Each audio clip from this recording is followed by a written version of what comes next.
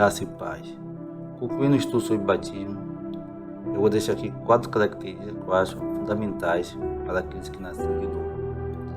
Não que não tenha outras características, mas eu estimo essas como importantes a observar. Uma das características, deixa de ser uma criatura de Deus e passa a ser filho de Deus. Então, quando a gente aceita Jesus e se batiza, mudamos o nosso status de criatura para filho de Deus. Como está escrito em Romanos 8,14, porque todos os que são guiados pelo Espírito de Deus, esses são filhos de Deus. Veja bem, esse versículo nos mostra que quando passamos a ser filho do Altíssimo, eu não tenho mais domínio da minha vida, após um novo nascimento. De agora em diante, eu preciso buscar conhecer as Escrituras e estar com os meus sentidos atentos para ouvir a voz do Espírito Santo. Porque a palavra de Deus nos alimenta e nos dá direção, e o Espírito Santo nos conduz para fazer aquilo que agrada a Deus.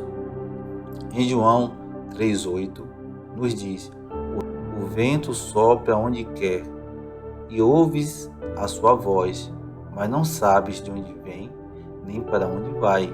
Assim é todo aquele que é nascido do Espírito. Confirmando o sepultamento do velho homem e o nascimento do novo, sendo guiado pelo Espírito Santo.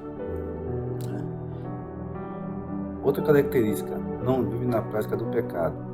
Quando se batizamos, morremos para o pecado e a nossa velha criatura não pode reinar mais no nosso corpo mortal. Lembre-se de que estamos mortos para a prática do pecado. Com isso, iniciamos uma guerra interna, aonde precisamos da leitura da palavra, oração e jejum, e principalmente nos deixar ser guiados pelo Espírito Santo. Veja o que está escrito em Romanos 6,6.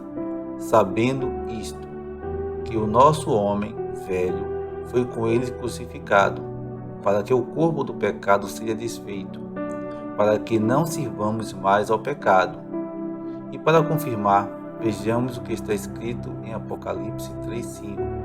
O que vencer será vestido de vestes brancas, e de maneira nenhuma arriscarei seu nome do livro da vida, e confessarei o seu nome diante de meu Pai e diante dos seus anjos.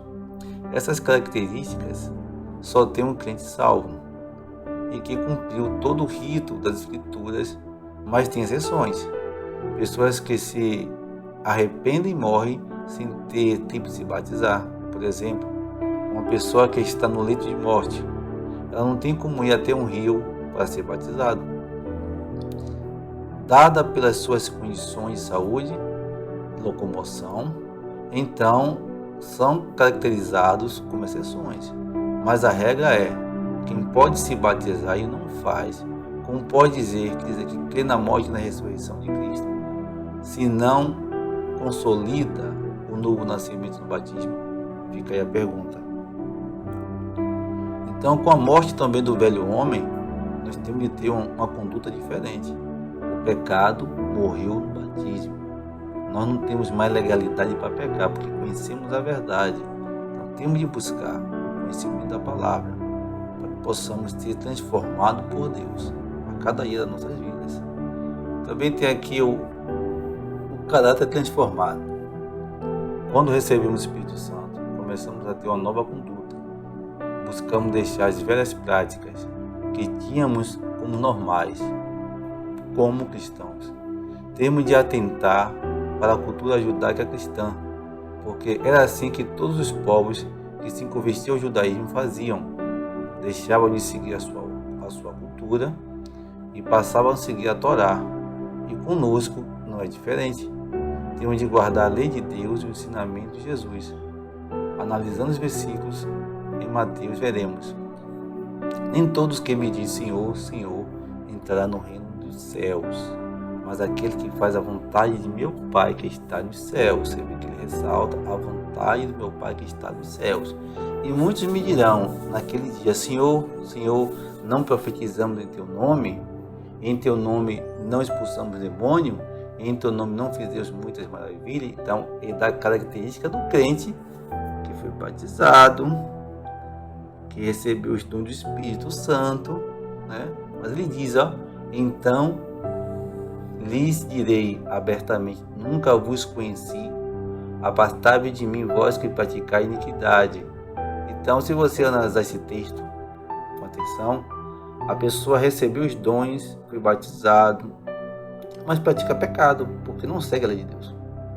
Não é minha cultura, eu tenho que seguir aquilo que Deus determina na palavra dele. Eu não tenho de adequar as escrituras à minha vida, eu tenho de adequar a minha vida às escrituras, não é inverso. Muitos recebem os dons de profetizar, expulsar demônios e fazer maravilhas, mas vivem na prática da iniquidade. O que é iniquidade? É transgredir a lei de Deus, a qual ele deu a Moisés, seu servo. Então, sem o conhecimento da palavra e viver a palavra, não entraremos no reino de Deus. A concluir, o quarto é o fruto do Espírito. Precisamos buscar o fruto do Espírito a cada dia, através do Espírito Santo, porque ele é que nos convence do pecado, da justiça e do juízo. Como está escrito em João 16, 7 a 11. Todavia digo-vos a verdade, que vos convém que eu vá, porque se eu não for, o Consolador não virá a vós, mas quando eu for, vos enviarei. E quando ele vier, convencerá o mundo do pecado e da justiça e do juízo. Do pecado, porque não creem em mim. Da justiça, porque eu vou para meu Pai, e não me vereis mais. E do juízo, porque já o príncipe deste mundo está julgado. Outra hora, outro estudo, eu vou discorrer sobre esses textos aqui para ficar mais detalhado. Mas, a princípio, é só para ter ideia como precisamos ter o fruto do Espírito, que o Espírito Santo, ele vai nos convencer. Ele que nos guia, ele que nos liberta. Eu posso falar 1000 coisas para vocês, mas se o Espírito Santo não entrar e você não abrir a porta para ele entrar, vocês jamais se converterão e seguirão a Cristo e não serão salvos.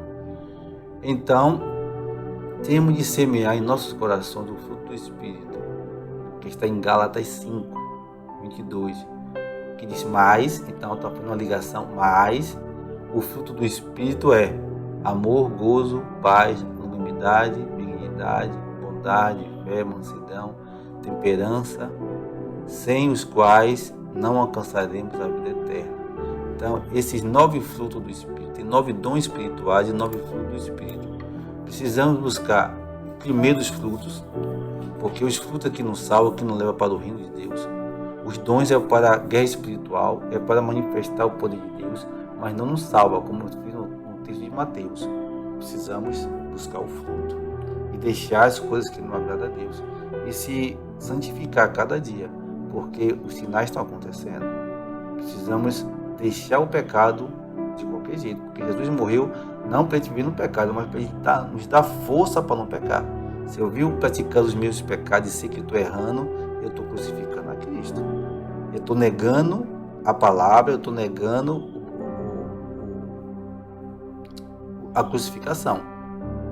Estou pecando o tempo todo e só fico pecando e pedindo perdão, mas se eu morrer, eu vou ser salvo. Esse é o problema. Porque ele fala aqui em Mateus bem claro, né? As pessoas tinham os dons, mas praticavam pecado.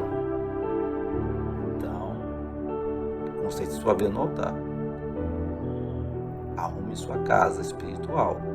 Porque se tiver brechas, se tiver algum pecado em oculto, você não vai ser salvo. Que Deus possa edificar os corações. Que Deus possa abrir o seu entendimento para compreender e entender a palavra de Deus. Que Jesus está às portas. Os sinais estão acontecendo. As igrejas estão praticando várias heresias. E o povo está se agradando com isso. Que Deus possa nos despertar cada vez mais.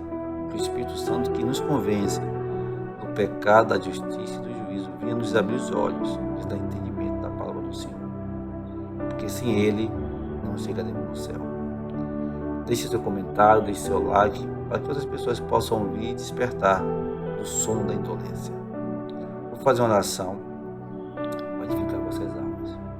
Pai, que esse estudo possa edificar nossos corações. Que teu Espírito Santo que convence o homem do pecado, da justiça e do juízo venha nos guiar pelo caminho da verdade e da justiça. Que nossos olhos sejam abertos. Que não fiquemos presos às coisas do mundo, porque a tua palavra diz: aquele que ama o mundo, o amor do Pai não está nele.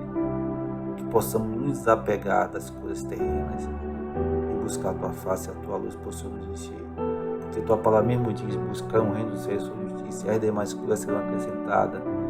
Então, que o Senhor não tire do nosso coração a ansiedade, a pressa, nos ensina a esperar em Ti, na Tua vontade, porque tudo tem um tempo determinado por Ti. Há tempo para tudo debaixo do sol, como diz na Tua palavra. Então, Senhor, aquebranta nosso coração, acalma nosso espírito, nos fortalece na Tua presença. É que eu te peço, em nome de Jesus. Amém.